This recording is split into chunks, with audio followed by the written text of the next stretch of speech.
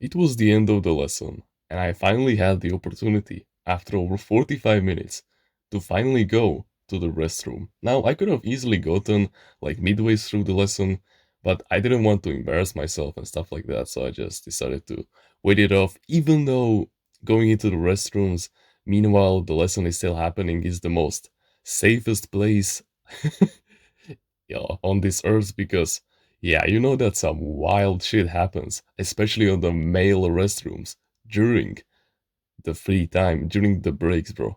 Like the most. You yeah, it's like Western all over again, bro. Like the boys over there, they do some wild shit. Like they laugh, they say horrible things, they treat each other like shit, and yeah, it is just a huge shit show.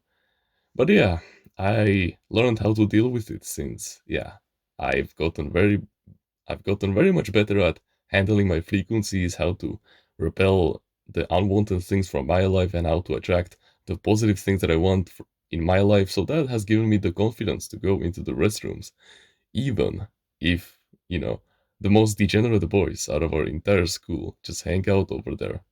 And as I was walking on this one particular day over there, I heard them shouting all the way from the end of the hallway, like which was like 100 meters away. Yeah, they were shouting hard, so I know that something was definitely up. But I just kept on walking over there. So I was going, and I was going, and as I was about to enter the restrooms themselves, I met my English teacher at that time, and she said that, "Oh, could you please go to this one specific classmate of mine? Let's call him M, and tell him to please lower the volume." And so I was like, okay, yeah, sure. So I walked over there, with my regular expression, with, like if nothing was happening at all. And as I expected, there were five boys over there who were my classmates. And these men, oh boy, they were shouting hard. And yeah, all of them were basically concentrated like next to the urinals. So you know that I never take the urinals, bro, during the breaks. Nah, I always lock myself in the with the toilet. But yeah, so that guy that the teacher wanted me to, cool down was, facing with his back towards me. But as I slowly walked in there with the calmness, the serenity, and the blissful state of mind, I just tapped him on his shoulder, and I shit you not, like, all of the boys immediately looked at me and they were like, because they were talking. One of them was like, "Hey guys, keep it up, keep keep it lower," because I was about to speak, and it is like a huge thing whenever I speak. So I tapped him on the shoulder. He turned around, and I said, "Teacher X wants you to lower your volume." So I just turned around and I locked myself in the restroom. And as I locked and as I was walking into the toilet, dude, all five of them burst into the biggest laughter that I ever seen them start in the 3 years or whatever how long I've been attending this school with them. Like, I'm not joking. They literally started laughing so fucking hard that one of them almost fell onto the floor. Yeah, it was ridiculous. But they weren't laughing at me. They weren't laughing, to diminish my authority. They were actually laughing to reinforce it.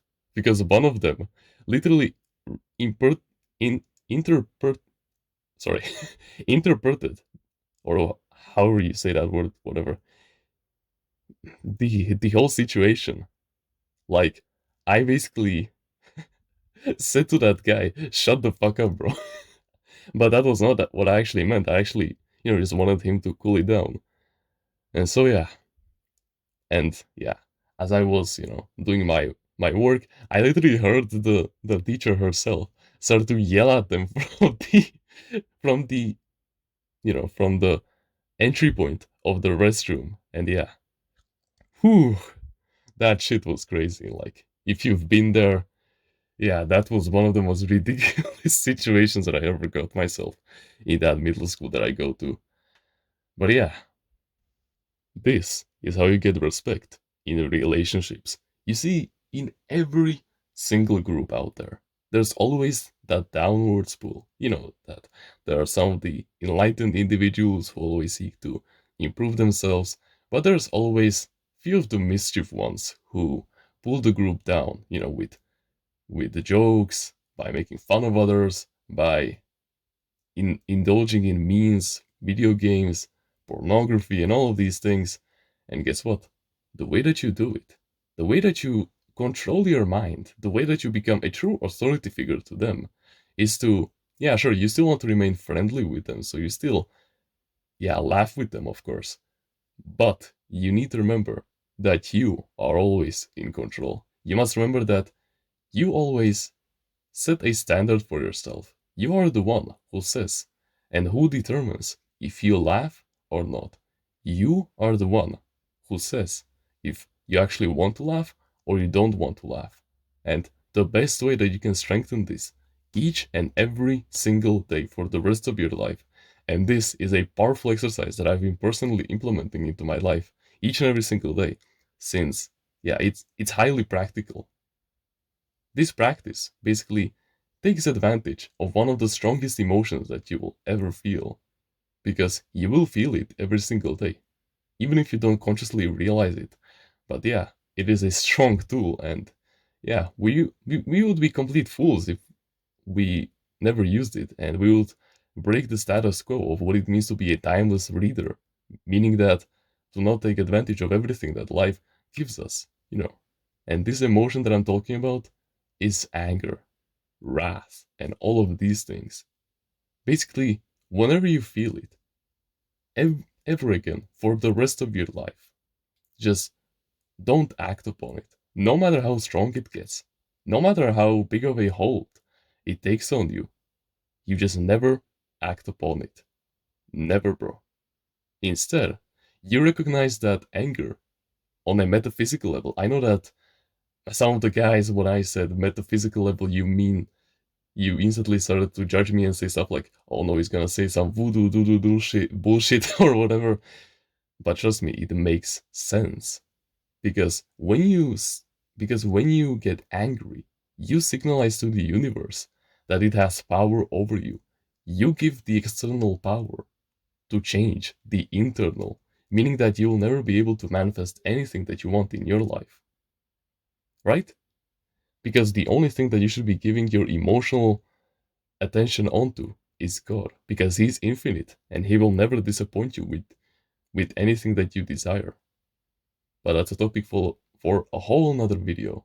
So recognize that anger is just it's just you subconsciously recognizing the fact that you lost control. Because let's be honest, when do you feel angry? When something goes wrong. That's the only occasion when you feel it. And so you just always you can always just remind yourself that to stay in heaven. And when I say heaven, I don't mean like some kind of a physical location in the sky. I mean a peaceful state of mind where you feel calm, serene, enlightened, at peace. All of these things, because they will make anger go away instantly. And when you start to do these emotional counterparts, you slowly take the power that the external holds over your internal and you start to get that respect back because other people will see that, yeah, sure, you're still that good guy who laughs with them, you're still chill, but you do have your standards, and that's a very powerful but that they will respect for the rest of their lives. And yeah, I saw that perfectly on that occasion. They weren't laughing to diminish my authority, they were laughing to reinforce it and to revigorate, if that makes sense. So yeah, this is how you cultivate respect in the relationships. You need to just take control of your emotions and recognize that the external has no power over the internal, because that will just signalize to the universe and both to your subconscious mind that you are the one in charge. And then the universe will bend to your will and it will reveal any kind of desired reality that you wish to materialize in our third dimensional realm. That's how it works. You just need to discipline your mind and yourself. That's how it goes. And don't just take this from me. I'm a person who has helped countless amounts of people in the past achieve their desired reality, get a stronger discipline, willpower, resiliency, productivity, stoicism, and guess what? They haven't even seen my timeless reader's mindsets yet, which is a collection of 24 unbreakable mindsets that if you apply to your day-to-day life, will guarantee you success with any kind of goal, in any kind of life situation, you'll be able to pull it through like a true winner. And yeah, if I was gonna be completely honest with you, bro, I would price this shit in the hundreds, possibly even thousands, but you can get it today for just $49. This life changing set of mindsets that is worth thousands of dollars. Just $49, bro. And you have a 30-day money back guarantee. I don't know, bro, but yeah, I would 100% take this opportunity, bro. And with that being said, thank you very much for watching this video, and remember, no one is better at being you